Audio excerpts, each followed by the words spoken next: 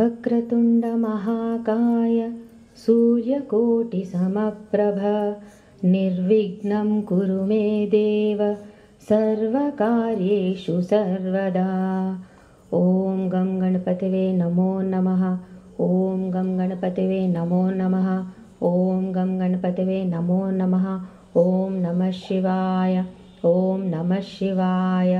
ఓం నమః శివాయ. యా దేవీ సర్వభూతేషు మాతృరూపేణ సంస్థితా నమస్తస్యై నమస్తస్యై నమస్తస్యై నమో నమః. యా దేవీ సర్వభూతేషు శ్రద్ధారూపేణ సంస్థితా నమస్తస్యై నమస్తస్యై నమస్తస్యై నమో నమః. యా దేవీ సర్వభూతేషు బుద్ధిరూపేణ సంస్థితా నమస్తస్యై నమస్తస్యై నమస్తస్యై నమో నమః. సదాశివసమారంభాం శంకరాచార్యమధ్యమాం అస్మదాచార్యపర్యంతాం వందే గురుపరంపరాం. నాకు జన్మనిచ్చిన నా తల్లిదండ్రులకి, నా ఇష్టదైవమైన లలితమ్మకి, సద్గురువుకి నా పాదాభివందనములు. నాకు అమ్మవారి వైభోగాన్ని పరిచయం చేసిన శ్రీ సామవేదం షణ్ముఖ శర్మ గారికి, చాగంటి గారికి, జిఎల్ఎన్ శాస్త్రి గారికి నా సాష్టాంగ నమస్సుమాంజలి. ఇప్పుడు కుండలిని రూపానికి వస్తున్నాం. కుండలిని రూపం ఏంటది? నేను పేర్లు చెప్తాను, మీరు అందులో చూడండి. కుల మృతైక రసిక, కుల సంకేత పాలిని, కులాంతస్థ, కులాంగన, కౌలిని, కులయోగిని, ఆ తర్వాత అకుల, సమయాంతస్థ, సమయాచార తత్పర. నేను ఇప్పటివరకు ఈ పేర్ల వరకు చెప్తాను ఈరోజు, సరేనా? ఇది కుండలిని. కుండలిని అంటే ఎక్కడ కనిపిస్తుందా? కనిపించదు. కరెంటు లైట్ అందరికీ ఉంది కదా, అందరికి కనిపిస్తున్నారు. ఒకరి మొహాలు ఒకళ్ళు కనిపిస్తున్నారు అందరూ. కరెంటు లోపల ఉన్నది కనిపిస్తుందా? పోనీ లేదంటారా? పోనీ ఉందంటే చూపించండి కదా. పెద్ద ట్రాన్స్ఫార్మర్ సరే ఉంది, అక్కడ నుంచి కరెంట్ వస్తుంది, స్థూల రూపం కనిపిస్తుంది. ఆ తర్వాత మన ఇంటికి వచ్చి చిన్న వైర్ లాగా పనిచేస్తుంది. మనం స్విచ్లు వేసుకున్నాం, కొంచెం లోపల వైర్లు ఉన్నాయనే ఐడియా అయితే ఉంది, సూక్ష్మ రూపం. ఇంకా లోపలికి వెళ్ళిపోతున్నాం, కుండలిని. ఇంక ఇదేం కనిపించేది ఏం లేదు, అంత అనుభవమే. కుల మృతైక రసిక. కులం అంటే సజాతీయ సమూహం, అంటే సమూహం, ఓకే, ఒక గ్రూప్. మరేంటి సజాతి అంటే వాళ్ళకి ఏదో ఒకటి కామన్ ఉంటుందంట. ఇప్పుడు నేను వర్గాలు, జాతి, తెలుగు అలా కాకుండా నేను ఇంకొక తీసుకుంటాను. స్కూల్కి పంపిస్తున్నారా పిల్లల్ని? మీ పాప ఏ క్లాస్ మేడం? PP2. మీకు మేడం మీ పాప 3rd క్లాస్. ఎందుకు వీళ్ళందరినీ LKG, PP2, 7th క్లాస్ నేను అందరినీ కలిపి చెప్తానబ్బా. ఎందుకు వేరు చేయాలి? ఎందుకు వేరు చేస్తున్నా? ఒక్కొక్కరికి ఒక క్లాస్ ఎందుకు ఇచ్చాను? నేను కులం గురించే మాట్లాడుతున్నా, కానీ కొంచెం మోడిఫైడ్గా మాట్లాడుతున్నా, మోడర్న్గా మాట్లాడుతున్నా, అంతే. క్లాస్కి కూడా మనం ఎందుకు చేస్తున్నాము? అదే పేరుని కొంచెం మోడర్నైజ్ చేసి పంపిస్తున్నాం. నా బాబు ఈ క్లాస్, ఈ సెక్షన్ అని కొంచెం మోడిఫై చేస్తున్నాం. సో దేని బేసిస్ మీద పంపిస్తున్నాం? 1st class, 2nd class. Basic division ఏమవుతుంది అక్కడ? ఏజ్. మళ్ళీ ఏజ్, సరే ఏజ్ అని చెప్పి వాళ్ళు సేమ్ క్లాస్లో ఉంటే అందరికీ 1st ర్యాంక్ వస్తుందా? రావట్లే. అంటే వాళ్ళు ఒక దగ్గర రావడానికి ఏంటి బేసిస్, ఆధారం ఏంటి? ఏజ్. కానీ మళ్ళీ లోపలగా చూసుకుంటే, ఒక్కొక్కళ్ళగా చూసుకుంటే ఎవరికి వాళ్ళు వేరు కదా. ఇప్పుడు అమ్మ కూడా అదే, అది ఎలాగో చూద్దాం. మరి అమ్మకి ఇక్కడ కులం అంటున్నాం కదా, మరి కామన్ ఏంటి? షట్చక్రాలు అని పేర్లు విన్నారా? షట్చక్రాలు, ఈ పేర్లు రావాలి నోటికి, లేకపోతే కుదరదు. కింద ఉండేది ఏంటి? ఇప్పుడు మీరు కూర్చున్నారు, దాని మీద ఆధారం అదేంటి? మూలాధారం. తర్వాత కొంచెం దానిపైన ఉండేది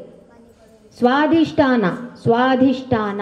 ఆ తర్వాత మీ నాభి దగ్గర కొంచెం కిందికి ఉంటుంది, నాభి కనుకొచ్చి కొంచెం కిందికి. ఆ తర్వాత ఆ నాభి దగ్గర ఉండేది మణిపూరక. అమ్మవారు అక్కడ మణులతో వడ్డానం కట్టుకుంటుంది, గుర్తుపెట్టుకోండి. మణిపూరక. ఆ తర్వాత అనాహత. ఆ తర్వాత విశుద్ధి. ఆ తర్వాత ఆజ్ఞ, సహస్రార. ఇప్పుడు నేను షట్చక్రాలు చెప్పానా? ఒకసారి మళ్ళీ చెప్దాం. షట్చక్రాలు కింద మూలాధారం, దానిపైన కొంచెం స్వాధిష్టాన, నాతో పాటు చెప్పండి పర్లేదు. ఆ తర్వాత మణిపూరక, ఆ తర్వాత అనాహట, ఆ తర్వాత విశుద్ధి, ఆజ్ఞ. ఇవే అమ్మవారి కులాలు. అమ్మ ఇదే కులం, అమ్మది ఇదే కులం. ఎందుకు మరి ఈ కులాన్ని ఈ మొత్తం కలిపి ఈ 6 కలిపి కులం ఎందుకు ఉందంటే ఈ 6 అమ్మనే ఉంది కాబట్టి కులం అంట. పోనీ మరి కులం కదా, అందరూ ఒకేలా ఉంటారా? 6 చక్రాల దగ్గర ఒకేలా పరిస్థితి ఉండదు. కింద చక్రంలో ఉన్న వాళ్ళు ఏం చేస్తారు? తింటూ ఉంటారు. ఆ తర్వాత వాళ్ళకి వేరే కార్యాలు ఉంటాయి. మణిపూరక దగ్గరికి వచ్చేసరికి ఏదో సాధించాలి, బయట ప్రపంచం సాధించాలి. అనాహట దగ్గరకు వచ్చేసరికి అందరు పిల్లలు నా వాళ్ళే, అందరు ప్రేమ ఆపుకోలేరు అన్నమాట. బిందె నిండిపోతుంది, బయటపడిపోతుంది, ప్రేమ అనురాగం ఎక్కువైపోతుంది. విశుద్ధి దగ్గరకు వచ్చేసరికి మీకు అక్కడి నుంచి మెల్లగా అన్నీ ఒకటే అనిపిస్తాయి అన్నమాట. అంటే ఇంక మీకు చెట్టు పుట్ట అన్నీ ఒకటే అనిపిస్తాయి. మీకు ఎప్పుడైనా రామకృష్ణ పరమహంస విన్నారా? రామకృష్ణ పరమహంస చాలా సాధన చేశారు. ఆయనకు ఒకరోజు బాగా ఆకలేసింది అనమాట. ఆకలేస్తే ఒక ఇంట్లో ఫంక్షన్ అయినట్టుంది. దాన్ని వీధి అవతల అంటారు కదా, గోడ ఉంటుంది, గోడ అవతల అంతా విస్తరాకులు పడేస్తున్నారనమాట. ఆయన కొంతమంది శిష్యులు ఉంటారు కదా వెనక, అప్పటికే ఎవరో ఉంటారు శిష్యులు కొంతమంది ఎవరో ఉంటారు, 4-5 ఉంటారు. ఆయనకు ఆకలి ఆపుకోలేక విస్తరాకులు, అక్కడే కాకి కూడా తింటోంది, కాకులు మిగతా వాళ్ళని కూడా అది తీసుకొని విస్తరాకులు తీసుకొని అక్కడికక్కడే తినేస్తున్నాడు. అక్కడున్న వాళ్ళు అనిపించారు, ఏం గురువురా బాబో, ఎట్లా చెప్తాం ఈయన గురువు అని. మీరు అంటారు ఎవరినైనా అలాంటి వాళ్ళని గురువు అని? నేను చెప్తుంటేనే ఒక రకంగా ఉంది. గోడవతలు పడేసిన విస్తరాకుల్లో కాకి తింటుంది, ఇంకా ఎవరో జంతువులు వస్తుంటే దానిలోంచి ఆయన అన్నం తినడం ఏంటి? అంత ఆకలి ఎందుకు ఆయనకి? పద్ధత తప్పు కదా, పద్ధతిగా అడిగి తినొచ్చు కదా. కానీ వాళ్ళకి అలా ఉండదు, వాళ్ళకంతా ఒకటే. అది కాకి, ఇది విస్తరాకు, అది ఎవరో అంటే అంత సమానత్వం వచ్చేస్తుంది అనమాట. అది కష్టం మన వాటికి. అది మనము ఒక ఏమంటారు, మనకి స్ట్రాటజీ ఉంటుంది, మనం ఇంట్లోనే తినాలి, ఇలా ఉండాలంటారు. వాళ్ళకి అలా అంతా ఒకటే, అలా అయిపోతుంది. శారదామాత అనేవాళ్ళు అనమాట. రామకృష్ణ పరమహంస అంటే ఆకలితే ఆయనకు ఆగేదే కాదు, తినేసి ఇవ్వు అనేవాడు. ఇంత గురువువే, కొంచెం కూడా నీకు తిండి మీద ఇది లేదా? కొంచెం ఓర్చుకోవచ్చు కదా, శిష్యులు ఏమనుకుంటారు నీ గురించి, వంట చేస్తున్నా కదా, ఎందుకన్నా తిండి మీద ఉంటుంది అంటే ఆయన ఒక్క మాట అన్నాడు. ఒక్క మాట గుర్తుపెట్టుకో, ఏ రోజైతే నేను నిన్ను అడగడం మానేస్తానో ఇంకా ఈ శరీరం వదిలే టైం దగ్గరకు వచ్చింది అని. అంటే మీకు అర్థమైందా? వాళ్ళకి వాసనలు ఉండవు కదా. ఇప్పుడు మీరందరూ ఎందుకున్నారు శరీరంతో? మీకు ఏదో వాసనలు ఉన్నాయి, అవి తీరాలి. అవి తీరకముందు మీరు పోయారే అనుకోండి, సూసైడ్, యాక్సిడెంట్. ఆ తర్వాత సూక్ష్మ శరీరం ఉంటుంది. ఆ తర్వాత అది ఎలా ఉంటుంది? దూళాలకి, ఏదో చీకట్లో ఉన్న ఇళ్లల్లో, చీకటి ఉన్న దగ్గర అలాంటి చోటు ఉంటుంది. అందుకే ఇల్లు కట్టుకుంటే ప్రతి ఇంట్లో అడుగులు వేయాలి అంటారు, చీకటిగా ఉంచొద్దు అంటారు, బూజులు ఉంచొద్దు అంటారు. ఎందుకు? పాపం వాళ్ళు ఎక్కడ ఉండాలి, వాళ్ళకి శరీరం ఉండదు కదా. దయ్యాలంటే ఏంటి? Negative energy. సూసైడ్ ఎందుకు చేసుకోవద్దు అంటారు? సూసైడ్ పనిషబుల్ లా. సరే, మన ప్రకారం చూసుకుంటే మీకు ఆన్సర్ తెలిస్తే నేను చెప్పనమ్మా, తెలియకపోతేనే చెప్తా. తెలీదా? చెప్తా. మీకు ఏమవుతుంది అంటే, మీరు ఆల్రెడీ ఇంత చిట్టా రాసుకొని వస్తారనమాట. ఫస్టే సేల్ డీడ్ తెలుసు కదా, సేల్ డీడ్ లా ఒకటి రాసుకుంటారా, ఒక అగ్రిమెంట్ రాసుకుంటారు. నీకేం కావాలయ్యా, మరి జన్మ నీకు ఇస్తున్నాను, మరేం మేము నీ సంగతి, నీకు ఎన్ని జబ్బులు కావాలి, ఎంత డబ్బు కావాలి, పెళ్ళాం ఎట్లా ఉండాలి, పిల్లలు ఎట్లా ఉండాలంటే అక్కడే అంత క్యాలిక్యులేషన్. నాకు ఎక్కువ బతకాలని లేదు, నాకు అన్ని రోగాలు ఈ జన్మలోనే ఇచ్చేసి పర్లేదు, నేను తొందర సెటిల్ చేసేసుకుంటా మ్యాటర్ అంటే, మరి అంతే కదా, పక్కా కదా అంటే ఆయన సరే అంటాడు, తదాస్ అంటాడు, పుడతాడు. లోపల గర్భం చాలా ప్రశాంతంగా ఉంటుంది అనుకుంటున్నారా? లోపల వాడు చచ్చిపోతాడు. మీరు అనుకుంటారు కదా, నేను వేడి నీళ్ళు తాగగానే మా పిల్లాడు లోపల టక్ కదులుతున్నాడని. వాడు పిచ్చిలేసిపోయి కదులుతుంటాడు, ప్రేమతో కాదు. అర్థం కాక వామ్మో ఏం జరిగిపోతుంది ఇక్కడ అని. వాడు అక్కడన్నీ వాడికి కర్మశేషాలన్నీ గుర్తుంటాయంట. ఒక్కసారి వాడి మొదటి ఏడుపు అయితే ఏదైతే ఈ లోకంలో ఉందో అన్నీ ఏమవుతాయి, ఏమొస్తుంది? మతిమరుపు వస్తుంది, మర్చిపోతాడు. మళ్ళీ ఏమవుతుంది? మళ్ళీ మాయ. మళ్ళీ మీరు పిల్లాడికి ఏం నేర్పిస్తారు? నాన్న దిస్ ఈజ్ గుడ్, నాన్న దిస్ ఈజ్ బ్యాడ్ అంట. ముందే వాడికి అర్థం కాక కన్ఫ్యూజన్లో ఇదైపోతున్నాడు. మళ్ళీ దాని మీద మీరు ఒక పూత పూస్తారు. ఇక వాడికి లైఫ్ అంతా కన్ఫ్యూజన్ అయిపోతుంది అనమాట. అందుకే వదిలేయండి వాళ్ళని. అంటే మరీ అలా అంటే వదిలేయండి కానీ కొంచెం పట్టుకొని కొంచెం వదిలేయండి అన్నమాట. అది అంటే పిల్లలు కూడా మీరు వాళ్ళకి జన్మనిచ్చారు, అంటే వాళ్ళకి శరీరం కావాలి, దానికి అనుకూలంగా ఉన్న పరిస్థితులను మీరు చేశారు అంతే తప్పించి వాళ్ళు యూనిక్ ఇండివిజువల్స్, వాళ్ళు యూనిక్, వాళ్ళు వాళ్ళ దానికోసం వచ్చారు. మిమ్మల్ని ఉద్ధరించడానికి అంటే కొద్ది వరకు, కానీ వాళ్ళని ఉద్ధరించుకోవడానికి వాళ్ళకి ఇచ్చారు, వాళ్ళకి ఆ స్వాతంత్రం ఇద్దాం, తీసుకోవద్దు. సూసైడ్ అంటే ఏమవుతుంది అంటే అదే అన్నమాట అగ్రిమెంట్. కారులో పెట్రోల్ ఉంటుందా? పెట్రోల్ లేని కారు నడుస్తుందా? పెట్రోల్ లేని కారు నడుస్తుందా? నడవదు. సరే, ఇప్పుడు పెట్రోల్ ఉందబ్బా, బండి టైర్లు పోయాయి, ఇప్పుడు ఏం చేయాలి? నడుస్తుందా అయినా బండి? నడవదు. అలాగే మనం ఏం చేసామంటే మనలో పెట్రోల్ ఇంకా ఉంది, అంటే ఆత్మ, దాని వాసనలు ఇంకా ఉన్నాయి, అంటే దాని లైఫ్ స్పాన్ అంతా రికార్డ్ రాసుకొని వచ్చి ఉంది, అది ఎక్కడికి వెళ్ళలేదు, పైన ఆయన కూడా ఒప్పుకోడు. సరేనా? ఇప్పుడు బండి పని చేయట్లేదు అంటే శరీరం లేదు, ఏం చేయాలి? అప్పుడు ఏం చేస్తుంది? చెప్పా కదా, దూలలకి ఎక్కడెక్కడో పడుకొని అది అప్పుడు వెతుకుతుంది. నెగిటివ్ ఎనర్జీస్ అంటే అదే అనమాట. అంటే ఎప్పుడైతే మీరు ఆ నెగిటివ్ ఎనర్జీకి దగ్గరలో ఉంటారో, ఇది నాకు రిలేటెడ్ మనిషి అని చెప్పి వాళ్ళలో దూరం పని చేయించుకుంటారు. దాన్ని ఏమంటావు? ఎక్కింది అంటారు కదా. సూపర్, అదే అనమాట. సో ఎందుకు వాటి దగ్గరలో కూడా మనం ఎందుకు చేయొద్దు అలాంటి పనులు అంటే, మనం కనెక్టివిటీ ఈజీగా ఉంటుంది వాళ్ళకి. సో వాళ్ళ పని చేసుకోవడానికి అప్పుడు మనల్ని వాడుకుంటారు. ఏదో కామన్ ఉండాలి కదా మీలో, వాళ్ళకు ఎంట్రీ పాయింట్. సో అది మీ ఎంట్రీ పాయింట్ అవుతుంది. అందుకే వద్దు అంటారనమాట. ఇలాంటివన్నీ కూడా వద్దు అనడానికి రీజన్. సో పెట్రోల్ ఉన్నా కానీ కారుకి ఏదైనా ఇబ్బంది అయితే ఎలా నడవలేదో, మనం కూడా శరీరం లేకపోతే మీరు ఈ జర్నీ తొందరగా కంప్లీట్ చేయలేరు. అప్పుడు మీరు 70 ఏళ్ళ మీ జర్నీ కొన్ని వేల సంవత్సరాలు ఇక్కడే పడుండి ఎక్కడెక్కడో అలా ఉంటారనమాట. సో ఎవరు మీకు అనుకూలంగా మీరు వీక్ పాయింట్ అయ్యారనుకోండి, మిమ్మల్ని పట్టేసుకుంటుంది. మీరు స్ట్రాంగ్ అనుకోండి, మీ నుంచి దూరంగా వెళ్ళిపోతుంది. స్ట్రాంగ్ అంటే ఏంటి? బలమా? మనోధైర్యమా? మనోధైర్యానికి దయ్యాలు పాడిపోతాయా? ఏ కోరికలా? అయితే మీలో వచ్చి ఇంకా పని ఈజీగా చేసుకుంటుంది అది. You have positive energy. మీలో పాజిటివ్ ఎనర్జీ ఎంత ఉండాలంటే ఈ నెగిటివ్ ఎనర్జీస్ మీ దగ్గరికి రావద్దు. సో ఎందుకు మిమ్మల్ని ఇవన్నిటిని ఎందుకు చేస్తారంటే ఇవే రీజన్స్ అన్నమాట. మిమ్మల్ని సినిమాలు చూడొద్దు అంటాం కదా, సబ్ కాన్షియస్ మైండ్లోకి వెళ్తుంది, భయం పట్టేసుకుంటుంది. భయం ఉంది అంటే అది ఈజీ ఎంట్రీ. మీకు ఆ లోకమే తెలియదు అనుకోండి, మీకు ఆలోచన ఉండదు. సో అందుకే ఇవన్నీ చెప్పేవన్నీ కూడా అందుకే రాత్రి దీపాలు పెట్టాలి, దీపం వెలిగించాలి, చీకట్లో ఉండదు. ఎందుకంటే అవి వాటికి యాక్సెస్ పాయింట్. ఒప్పుకోవాలి, మంచి ఉందంటే చెడు. ఇప్పుడే చూసాం కదా, కాంతి ఎవరు? అమ్మవారు. చీకటి ఎవరు? బండాసురుడు. ఉన్నాడు చీకటి, వాడి సైన్యం ఎంత, అమ్మ సైన్యం ఎంత, ఉందా లేదా ఫైటింగ్? సో ఉంటుంది. మన ఫైటింగ్ కూడా అంతే, మనలో ఉన్న చీకటికి వెలుగుకి. ఇప్పుడు అదంతా ఎందుకు చెప్పాము? సో సూసైడ్లు చేసుకోవద్దు అని. ఎందుకంటే తర్వాత ఇంకా నరకంగా ఉంటుంది. దానికన్నా 2 రోజులు ఒకళ్ళే రూమ్లో కూర్చొని కొంచెం మనకి మనమే ఏడ్చుకొని బయటకు వచ్చి ఏదో ఒకటి దేవుడా సాధిద్దాం పోనీ లేదా దేవుడా అనుకోవడం మేలు. ఆ తర్వాత ఏది ఉండదు, బండి ఉండదు, బండి నడిపేయడం ఎవరు ఉండరు. ఆ తర్వాత ఏడనే 1000 సంవత్సరాలు పడి ఉండాలి. అప్పుడు అమ్మ అమ్మ అన్నా కూడా అమ్మ కూడా వినదు. అంతకుముందైనా శరీరంలో ఉన్న అమ్మ అమ్మ అంటే అన్నమైనా పెట్టేది. ఇప్పుడు ఎవరు వినరు. ఇప్పుడు కుల మృతైక రసిక. ఇప్పుడు అమ్మవారు ఈ కులం అనే దాంట్లో తిరుగుతుందన్నమాట, ఈ షట్చక్రాల్లో. ఇప్పుడు కులం అంటే, ఇప్పుడు కులం అనేటప్పుడు అమ్మవారి సాధనలో చేసుకుందాం. మీకు వామాచారం అంటే ఐడియా ఉందామా? వామాచారం, కౌలాచారం, ఇంకోటి దక్షిణాచారం లేకపోతే సమయాచారం. ఇవి కూడా తెలుసుకోవాలి మీరు, సరేనా? వామాచారం అంటే కొన్ని క్షుద్ర పూజలు చేస్తారు చూడండి, అది. ఎక్కడైతే మీరు మాంసం సమర్పిస్తారు, మద్యం సమర్పించుకుంటారు, మత్స్యం సమర్పిస్తారు, మైథునం ఉంటుంది, మత్తు పానీయాలు, కొంచెం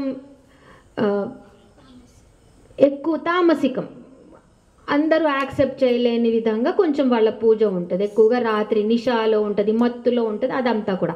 సో అమ్మవారిని ఇక్కడ పట్టుకునే ఉపాసకులు వాళ్ళే అనమాట. ఆ మార్గంలో ఎవరైతే పూజ చేస్తారో అమ్మవారి నామాలు ఇవే, వాళ్ళ గురించి. ఇది కౌల మార్గం అంటారు వాళ్ళని, లేకపోతే వామాచారం అంటారు. ఎడమ చేతి వాటంతో పూజ చేసే వాళ్ళు ఉంటారు, తొందరగా సిద్ధిస్తాయి. అది ఉంది, అది పోయింది, ఇప్పుడు మెల్లమెల్లగా ఉన్నారు ఇంకా చేసేవాళ్ళు, కానీ అదనమాట ఆ రకం. అమ్మవారు అంటే మంచి చెడు ఏది చూడదు, ఏదైనా పర్లేదు. నువ్వు కరెక్ట్గా ఉపాసిస్తున్నావు, నీకు చేస్తా చేస్తా. మరి అదేలా తప్పు కదా, చెడు వాళ్ళకి చేయొద్దు కదా అమ్మ, మంచి వాళ్ళకే చేయాలి కదా. మరి ఆ చిట్టా ఎవరు రాస్తారు? ఆ చిట్టా రాసే వాళ్ళు ఎవరు? మీ కర్మ. ఆ చిట్టా కూడా సపరేట్గా ఇంకో బుక్ ఉంటుంది. మీరేదో సిద్ధులు వస్తున్నాయి, నేను మంచిగా అయిపోయాను, మిమ్మల్ని తీసుకెళ్తాను, ఆ కర్మ చిట్టా కూడా ఒకటి రాసుకుంటుంది పక్కన బుక్. ఎవరు వాళ్ళు? కర్మ సాక్షులు ఎవరు? చూసేవాళ్ళు సూర్యచంద్రులు, పెద్ద సీసీ కెమెరాలు వాళ్ళనే పెట్టింది. ఇచ్చేది ఇస్తుంది, కొట్టేది కొడుతుంది అనమాట. సో కులం ఋతైక రసిక. అలాగే మీరు మీ కులంలో మీరు ఏదైతే అమ్మవారికి సమర్పిస్తారో వాటిని అన్ని అమృతంలాగా అమ్మ తీసుకొని సంతోషిస్తుంది. ఏది కాదన్నదన్నమాట, ఏది తప్పు కాదు, అన్ని పద్ధతులు కరెక్టే. కానీ పక్కవాడిని ఇబ్బంది పెట్టేలాగా నువ్వేది చేయొద్దు. నీ కోసం చేసుకున్నావు మంచిది, పక్కవాడిని అందులో ఏ రకంగా హాని జరగకూడదు. అది చాలా ఇంపార్టెంట్. ఇప్పుడు బయట నుంచి కదా అమ్మవారికి ఏదైనా సమర్పించుకుంటే అంట నైవేద్యం ఏదైనా మనం అమృతం అంటాం అనమాట. శ్రీచక్రానికి కూడా ఏమైనా ఇచ్చుకుంటే అమృతం అంటాం. ఇప్పుడు లోపల నుంచి చూద్దాం. లోపల నుంచి ఏమవుతుంది? అమ్మవారు ఏమవుతుంది? అమృతం అంటే ఏంటి? కులం అంటే అమ్మ ఇక్కడ మూలాధారం తెలుసా? మూలాధారం ఇప్పుడు ఐడియా వచ్చేసింది కదా, కింద ఉండేది. ఇప్పుడు ఈ కుల అనేది అంతా కూడా అమ్మ మూలాధారం దగ్గర ఉన్నమ్మ అంటే పూర్తిగా శక్తి అన్నమాట. ఇప్పుడు ఆచారాలు ఉన్నాయి కదా, శక్తి ఉంటుంది, శివశక్తి పూజ ఉంటుంది, వాళ్ళనమాట ఓన్లీ శక్తిని ఆరాధిస్తారు, వేరే వాళ్ళు లేదంటారు, వాళ్ళదంటారు ఈ మార్గం అన్నమాట. సో శక్తి ఇక్కడ వీళ్ళంతా ఏం చేస్తారంటే మూలాధారం దగ్గర పూజించే వాళ్ళందరినీ కౌల మార్గం అంటారు, వాళ్ళని అంటారు. వాళ్ళల్లో ఏమవుతుంది? అమ్మవారు ప్రాణశక్తి లాగా పైకి వెళ్తుంది, వస్తుంది. సో మనలో ఉన్న ప్రాణశక్తే మనకి అమృతం లాగా, అక్కడ కూడా ప్రాణశక్తి లాగా వెళ్ళి అమ్మ మనకి ఆనందాన్ని ఇస్తూ ఉంటుంది. ఈ పేర్లన్నీ తర్వాత ఎంత బాగా కలుస్తాయో చూడండి. కుల సంకేత పాలిని. సరే, ఓన్లీ అమృతం తీసుకొని వెళ్ళిపోతుందా? ఏం చేస్తుంది? మీ కులానికి ఒక కులదేవత ఉంటుంది కదా, కులదేవత, గ్రామదేవత, వీళ్ళే కింద స్థాయి, తామసికం. అందుకే చెప్తున్నా, కింద స్థాయి అంటే అలా కిందకి చూడొద్దు, మీకు కాపాడే తల్లి. సో ఏం చేస్తుంది ఇక్కడ? సంకేతం అంటే ఏంటి? డైరెక్షన్స్. అలాగే అమ్మవారి సంకేతాలు అంటే నువ్వు ఈ చక్రంలో ఉన్నావు, అయితే నేను నీకు ఇది ఇస్తా అంటూ అమ్మవారు డైరెక్షన్ చేస్తూ పాలిస్తుంది అనమాట వాళ్ళని. అంటే మీరు ఎలా అయితే కులదేవతల్ని మొక్కితే అమ్మ మిమ్మల్ని ఎలా చూసుకుంటుందో మీ బాగోగులు, అలాగే లోపల కూడా మీరు ఏ చక్రంలో ఉంటే అక్కడ అమ్మవారు మిమ్మల్ని కాపాడుకొని పాలిస్తుంది, మీ పాలన చూసుకుంటుంది. అది ఇంకొక అర్థం. ఆ తర్వాత కులాంగన. సరే, ఉట్టి పాలిస్తుందా? పాలన చూస్తుందా? పాలన అంటే ఏంటి? అప్పుడప్పుడు వచ్చి చూసి వెళ్ళడం, అంతే కదా, అప్పుడప్పుడు వచ్చి చూసి వెళ్తాం, అలా కాదు, ఎప్పటికీ ఉంటుందంట. కులాంగన. అంగన అంటే ఎవరు? కంగనా రనౌత్ తెలుసా? Kangana Ranaut cinema actor. కంగనా రనౌత్. కంగనా పేరుకి అర్థం ఏంటి? కంగనా అంటే ఏంటి? బ్యాంగిల్. దాని అర్థం చెప్పండి ఇప్పుడు. కంగనా. అంగన అంటే తిరిగేది, కదిలేది. కంగన కరములకు వేసుకుంటాం కాబట్టి కదులుతాయి. సో అది కంగన. ఇప్పుడు కులాంగన. సో ఏం చేస్తుంది ఆ కులంలో? అంటే మీ మూలాధారం దగ్గర, మీ చక్రాల దగ్గర ఏం చేస్తుందమ్మా? తిరుగుతుంది. కులస్త్రీ అంటాం. కులస్త్రీ పాతకాలంలో చెప్పేవాళ్ళం, ఐడియా ఉందా? కులస్త్రీ అంటాం. కులస్త్రీ అంటే ఎవరమ్మా? బయట తిరుగుతూ ఉంటుందా? కులస్త్రీ అంటే చాలా రహస్యం, అంటే లోపలే ఉంటుంది, ఇంటి లోపలే, చాలా బిడియంగా, లజ్జగా, చాలా సిగ్గు లోపలే ఉంటుంది, చాలా నెమ్మది ఉంటుంది, బిడియం సిగ్గు. ఇప్పుడు ఇలాగే మనం కుండలినులో చేసుకుందాం. అంటే బిడియం సిగ్గు అంటే ఏంటి? వాళ్ళు ఎలా నడుస్తారు? బిడియం సిగ్గుతో ఉన్న వాళ్ళు ఫాస్ట్గా నడుస్తారా? ఎలా నడుస్తారు? స్లోగా నడుస్తారు. అంటే మన ప్రాణశక్తి కూడా ఎలా నడవాలి? స్లోగా నడవాలి. పేరు గుర్తొచ్చిందా ఏమైనా? మరాళి మందగమన. సో అమ్మవారు కూడా లోపల ఎలా నడుస్తుందంట? అంత మెల్లగా నడుస్తుంది, దాని అర్థం కులాంగన. ఇప్పుడు చూడండి ఎలా ఉంది. ఫస్ట్ మనం ఇచ్చేది తీసుకుంటోంది, ఆ తర్వాత మన పాలన చూస్తోంది, ఆ తర్వాత మనలోనే తిరుగుతోంది. పోని తిరుగుతుంది, ఇంటి బయట కూర్చుందా? తిరుగుతుంది. దగ్గరకు వస్తున్నాం, తిరుగుతుంది. ఎక్కడ తిరుగుతుంది? కులాంతస్థ అంటే మధ్యలో. మిట్ట మధ్యాహ్నం, నడి సముద్రం అనే పేర్లు బాగా వాడతాం, ఐడియా ఉందా? మిట్ట మధ్యాహ్నం అంటే ఏం చెప్పాలనుకున్నాం?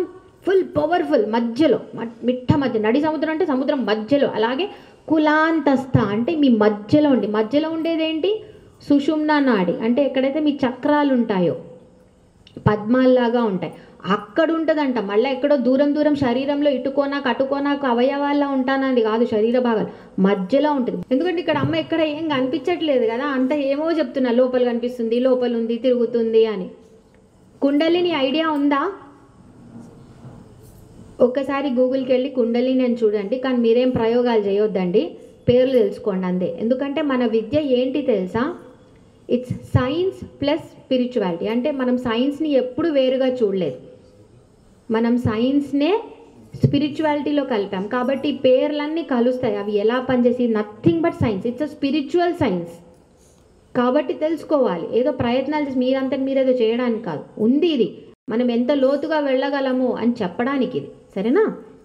సో కులాంతస్థ, సో ఇప్పుడు ఎక్కడుంది, మధ్యలో ఉందన్నమాట కులాంతస్థ, సుషుమ్నా నాడిలాగా మధ్యలో ఉంది.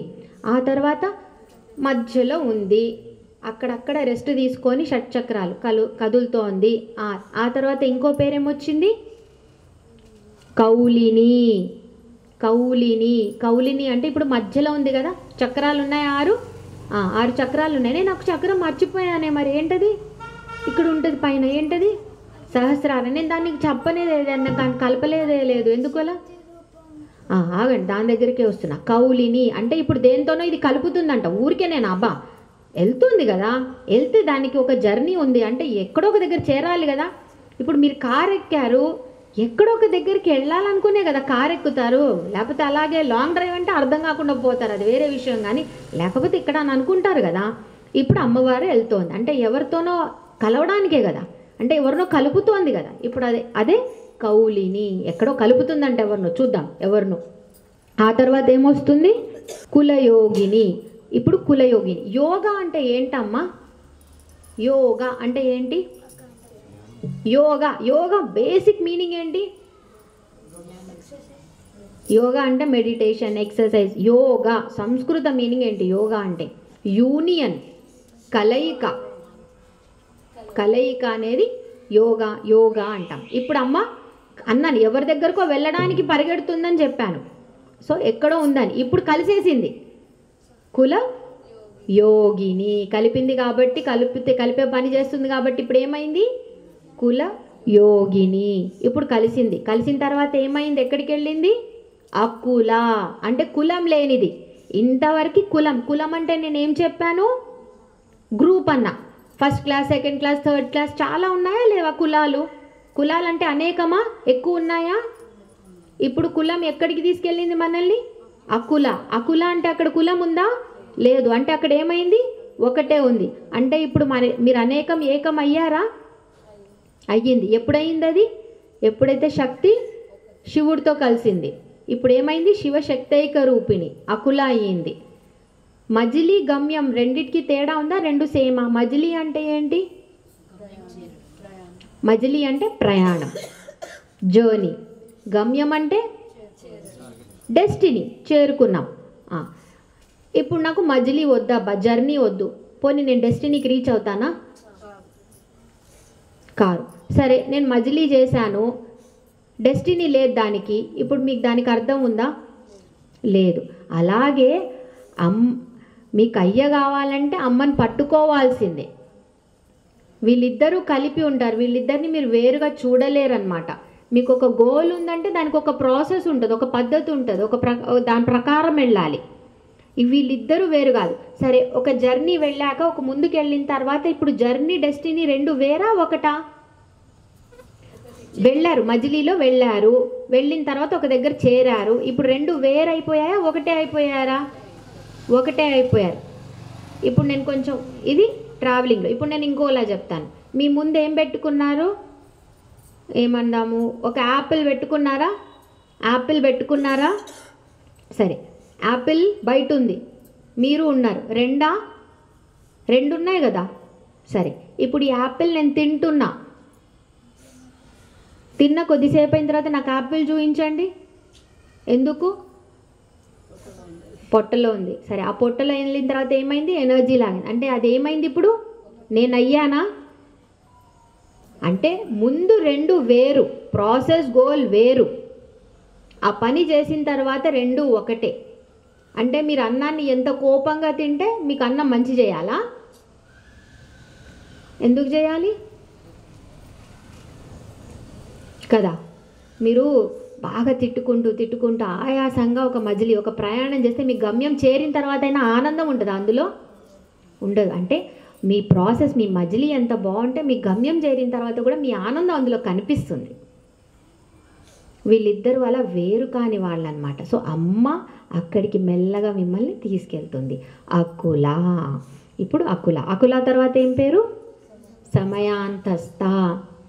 వీళ్ళిద్దరు కలిసిన తర్వాత ఇప్పుడు శక్తి ఉందా లేదా? పైకి వెళ్ళిన తర్వాత అకులాలో ఉంది, కానీ ఇక్కడ శివుడితో కలిసిపోయి ఉంది. కింద ఒక్కతే ఉంది, పైన శివుడితో కలిసింది. ఇద్దరు కలిస్తే ఏమవుతుంది? అది సమయాచారం అంటారు దాన్ని. అంటే ఎక్కడైతే మీరు ఇద్దరిని కలిపి పూజ చేస్తారో అది సమయాచారం, లేకపోతే దక్షిణాచారం. ఇది ఏంటంటే అందరూ చేసుకోవచ్చు, ఇబ్బందికరం లేనిది. అందుకే ఆదిశంకరాచార్యులు కూడా 4 పీఠాలు ఎప్పుడైతే పెట్టారో ఈ శ్రీ విద్యనే ఎంచుకున్నారనమాట. ఇప్పుడు మీరు బగలాముఖి, మాతంగి అని వేరే విద్యలు తీసుకుంటే అందులో ఎక్కువగా కొంచెం వేరే రకంగా పూజలు నడుస్తూ ఉంటాయి. శ్రీ విద్య ఒకటే ఏంటంటే ఎక్కడైతే అమ్మని అయ్యని కలిపి చూపిస్తూ ఉంటుంది, ఒకటేలా చూపిస్తుంది. అందుకే ఈ సాంప్రదాయాలన్నింటినీ వద్దు అని చెప్పి ఇలాంటి సమయాచారం తీసుకురావడానికి ఆదిశంకరాచార్యులు గారు ఆ 4 శక్తిపీఠాలు పెట్టారు. ఉత్తరం, దక్షిణం, తూర్పు, పడమర 4 శక్తిపీఠాల్లో శ్రీ విద్యాపీఠం శారదాపీఠాల్లాగా వెలిసినది ఈ ఉద్దేశంతోనే. ఇప్పుడు ఆ తర్వాత ఏమైపోయింది? అమ్మవారు సమయాచార తత్పర. అంటే ఎవరైతే ఈ సమయాచార మార్గంలో నన్ను పూజిస్తారో నేను వాళ్ళ పట్ల సంతృప్తిగా సంతోషంగా ఉంటాను అని దాని అర్థం. సో ఏమైపోయింది? రూపవైభవం అయిపోయింది, లీలా వైభవం అయిపోయింది, మంత్రం చెప్పుకున్నాం, కుండలిని చెప్పుకున్నాము. ఇప్పుడు కుండలిని చెప్పుకున్న తర్వాత కుండలిని ఏమవ్వాలి? కావాలా మీ అందరికీ? వద్దా? కావాలా వద్దా? కావాలా? అయితే నెక్స్ట్ క్లాస్లో వద్దాం. ఓం శ్రీమాత్రే నమః.